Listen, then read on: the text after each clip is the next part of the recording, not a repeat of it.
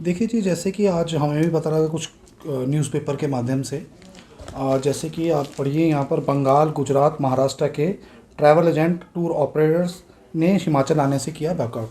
और plus hotel में advance booking 20% रह गई है और मैक्सिमम बुकिंग कैंसिलेशन हो रही है जो ट्रैवल एजेंटों ने। क्योंकि मैं आपको बताना चाहूँगा, जो बाहरी राज्य का ट्रैवल एजेंट है, यही लोग जो है जैसे गुजरात के, महाराष्ट्र के या बंगाल के लाखों ट्रैवल एजेंट है, यही कश्मीर भेजते हैं, यही उत्तराखंड भेजते हैं, यही हिमाचल भेजते हैं। तो हिमाचल की जितनी बुकिंग है वो जून महीने और मई जून में एडवांस बुकिंग हो चुकी है अक्टूबर और नवंबर की। क्योंकि अक्टूबर 15-16 के बाद जो नवरात्रि शुरू होते हैं और दिवाली तक, दिवाली से 5-10 दिन और बाद तक ये गुजरात, महाराष्ट्र और बंगाल का सीज़न चलता है एक महीने का। मतलब 15 अक्टूबर से लेकर के 15 नवंबर तक।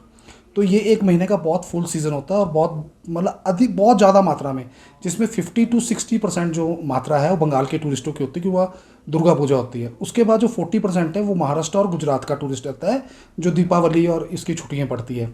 अभी जिस तरह से 5,000 रुपये पर डे, मैं आपको पहले थोड़ा करना चाहूँगा किस वजह से हुआ है।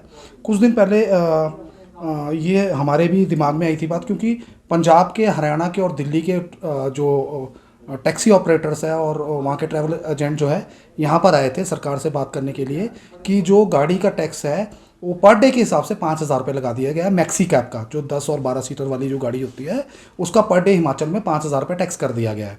और 5,000 रुपये जो टैक्स है, और बस का भी, जो बड़ी बसेस है उसका भी 5,000 रुपये पर डे टैक्स कर दिया गया है।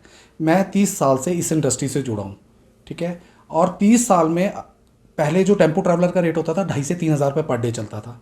अभी टिल जो 2023 का जो रेट है वो 4,500 से 5,000 रुपये पर डे है। टूरिस्ट 5,000 रुपये पर डे देता है और 7-8-10 दिन के लिए गाड़ी पैक कर लेता है, जिसमें शिमला, मनाली, धर्मशाला, डलहौजी पूरा घूम के जाता है। क्योंकि जो पंजाब और हरियाणा के टूरिस्ट होते हैं वो मैक्सिमम 1 या 2 दिन के लिए आते हैं, 1 नाइट या 2 नाइट के लिए।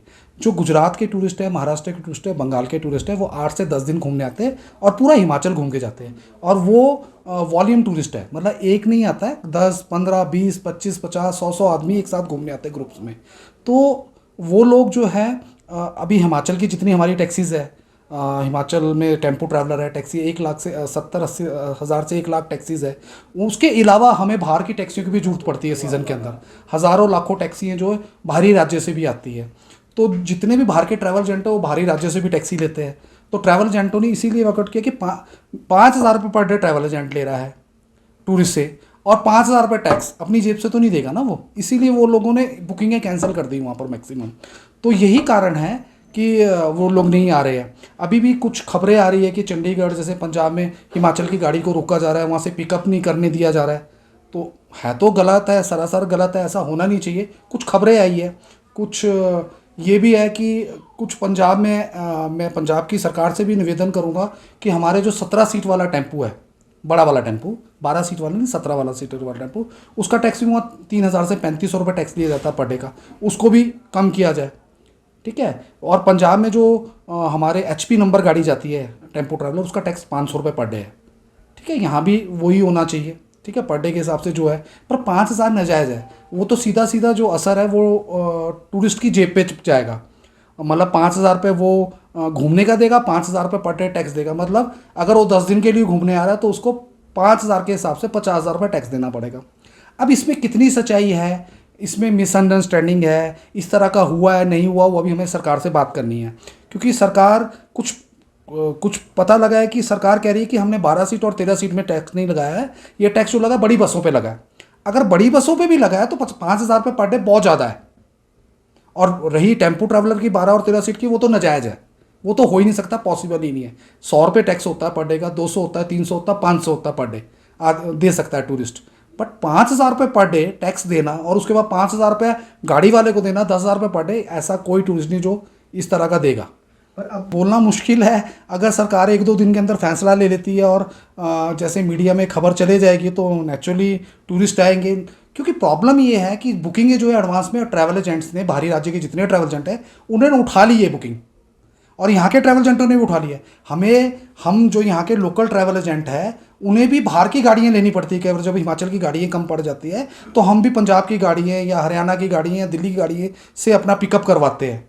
पर हमने भी 5,000 रुपये पर डे टेम्पो उठाया हुआ, अब हम अपनी जेब से 5,000 जेब से पर डे थोड़ी ना देंगे। अगर एक टेम्पो 10 दिन को आ रहा है 50,000 रुपये, मेरे पास अगर 50 बुकिंग है तो मैं तो करोड़ों में चला गया। ऐसे कई ट्रैवल एजेंट है, इसीलिए उन्होंने हिमाचल आने से मना कर दिया है। यही कारण है हिमाचल आने से मना किया है। अभी देखिए पिछले 3 महीने से हमारा जैसे आपदा आई थी तो टूरिस्ट जीरो हो गया था और सारी इंडस्ट्री बिल्कुल बिखर गई थी। उससे पहले 2020 से लेकर के 2021 लास्ट तक 22 तक 2 साल टूरिस्ट बिल्कुल खत्म हुआ ड्यू टू कोरोना। उसके बाद हमारी इंडस्ट्री थोड़ी नवंबर में 2022 में उठी है और साल 1.5 साल में ये भी ख़त्म हो गई, ये 3 महीने की वजह से। अभी भी ऐसा नहीं कि टूरिस्ट बहुत ज़्यादा आ रहा है, ये 3 महीने का जो गैप पड़ा है इस वजह से टूरिस्ट बहुत कैंसिलेशन हुई है। देखिए मई और जून में अक्टूबर की बुकिंग उठ जाती है। क्या बोलना चाहूँगा, अक्टूबर की बंगाली सीज़न की जो बुकिंग है और दिवाली सीज़न की जो कमिंग सीज़न है, बंगाल, महाराष्ट्र और गुजरात की जो बुकिंग है वो जून महीने में बुक हो जाती है। वो जून में बुक करा लेते 4 महीने पहले ही, ठीक है। उसके बाद ये आपदा आई तो मैक्सिमम लोग डर गए, उन्होंने कैंसिल करा दी, मतलब 50% कैंसिलेशन हो गई थी। 50% जो बची है वो इस कारण कैंसिल हो जाएगी। इसका सीधा नुकसान जो है टूरिज्म इंडस्ट्री को पड़ेगा, हिमाचल की इंडस्ट्री को पड़ेगा, टूरिज्म इंडस्ट्री को पड़ेगा, सरकार को पड़ेगा। क्योंकि सरकार को टूरिस्ट आने से, यहाँ पर होटल में आने से और टैक्सी में GST मिलता है, रेवेन्यू जनरेट होता है। हिमाचल सरकार भी उससे चलती है, टूरिज्म इंडस्ट्री भी उससे चलती है। हम सब लोग जो है एक दूसरे के साथ कनेक्टेड है। अगर टूरिस्ट नहीं आएगा तो सब, आप देखिए एक टूरिस्ट आता है, वो एक टूरिस्ट ट्रैवल एजेंट के पास फर्स्ट आता है, उसके बाद वो टैक्सी होटल में जाता है, टैक्सी वाले के पास आता है, फिर होटल में जाता है, फिर होटल से वो होटल वाले लॉ मटेरियल अपना जो भी ग्रोसरी मंगानी है वो नेचुरली शिमला की मार्केट से या मनाली की मार्केट से मंगाते हैं। अगर उनको वेजिटेबल्स लेनी है या नॉन वेज की आइटम लेनी है या दूध, घी, मक्खन, पनीर, कुछ भी लेना है एवरीथिंग, तो वो मार्केट से लेते हैं। तो एक टूरिस्ट जो है रेस्टोरेंट में जाता है, ढाबे में जाता है, तो हम सबको वो काम देके जाता है। एक टूरिस्ट हज़ारों बंदों को यहाँ पर काम देके जाता है। अगर टूरिस्ट ही नहीं आएंगे तो सब हम एक दूसरे के साथ कनेक्टेड है, हम जीरो। ओ देख ही लिया है, पिछले 2 साल पहले भी हमने देखा है, कोरोना के टाइम में भी, अभी ये 3 महीने में भी हमने सब कुछ ये देख लिया है। तो सरकार को उल्टा टूरिस्ट को ज़्यादा से ज़्यादा वॉल्यूम में टूरिस्ट आए उसके उल्टा यहाँ सब्सिडी देनी चाहिए टूरिस्टों के लिए, कुछ ना कुछ स्कीम्स निकालनी चाहिए, कुछ टूरिस्टों के लिए मतलब बहुत ऐसी स्कीमें हैं जो टूरिस्ट यहाँ पर लुभाया जाए, टूरिस्ट को लाया जाए। जिस तरह से क्या नाम अपना जम्मू एंड कश्मीर ने अभी जब पीछे बंद था तो जम्मू एंड कश्मीर जो है होटलों में कंसेशन देते थे, टैक्सियों में कंसेशन देते थे, फेयर चलाते थे वहाँ पर, और वहाँ का जो वाजवान फूड है, हिमाचली फूड, जैसे हमारा हिमाचल का फूड है, वाजवान फूड है, वो फ्री ऑफ कॉस्ट खिलाते थे। तो इस तरह से टूरिस्टों को बहुत लुभाया उन लोगों ने। उसके बाद जैसे कई ऐसी स्टेट्स हैं जो टूरिज्म को वेलकम करने के लिए कई तरह के पैकेजेस देती है, कई तरह के ऑफर देती है। अभी हमारी इंडस्ट्री बिल्कुल सिर्फ हिमाचल को ही असर पड़ा है ये इन बरसातों में, ना उत्तराखंड को पड़ा, ना कश्मीर को पड़ा है, सिर्फ हिमाचल को। उल्टा अभी खुला है। अभी लास्ट वीकेंड 1 तारीख और 30 तारीख का जो वीकेंड गया, 1-2 तारीख का, इसमें जितना टूरिस्ट आया था पंजाब, हरियाणा और दिल्ली का था। 95% टूरिस्ट था जो महाराष्ट्र, बंगाल और गुजरात से आया होगा। ये टूरिस्ट तो 15 के बाद आएगा। अगर ये स्थिति रहेगी तो वो भी नहीं आएगा। तो सरकार को गंभीरता से सोचना चाहिए, विचार करना चाहिए। और हम लोग भी जा कर के हमारे जो डिप्टी CM है और जो हमारे क्या नाम अपना परिवहन मंत्री है श्री क्या नाम अपना अग्निहोत्री जी, उनसे मिलेंगे और बात रखेंगे। हो सकता है बीच में मिसअंडरस्टैंडिंग है, मुझे लगता नहीं कि ऐसा हुआ होगा, हो सकता है इसमें कोई मिसअंडरस्टैंडिंग भी हो सकती है। पर अगर हुआ है तो गलत हुआ है, अगर नहीं हुआ तो उसको भी क्लियर आउट करना चाहिए। हमारे पास तो जितनी अगर मैं लास्ट 2-3 साल की बात करूं, लास्ट ईयर बहुत अच्छी बुकिंग थी अक्टूबर की।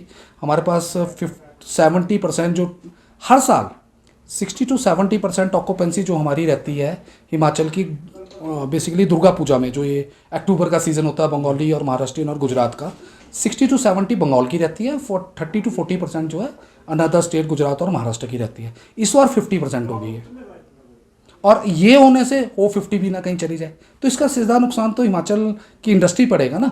तो मेरे सरकार से है कि जो बाहर की राज्य से गाड़ियाँ आ रही है उनके टैक्स को कम किया जाए, अगर लगाया है तो कम किया जाए, अगर नहीं लगाया तो उसको क्लियर आउट किया जाए। और प्लस जो बसों का टैक्स है, बड़ी बड़ी बसों का, उसका भी कम किया जाए। ज़्यादा से ज़्यादा टूरिस्ट हमारे हिमाचल में आए, हमें इस दृष्टि से काम करना चाहिए और हमको सबको मिलजुल के काम करना चाहिए। यही मेरा संदेश है सरकार को भी, और जो टूरिस्ट आ रहे हैं उनको भी मैं कहूँगा कि आप आइए, यहाँ पर ऐसी कोई बात नहीं है और हम जल्द से जल्द सरकार से मिलकर के इसका कोई निर्णय निकालेंगे।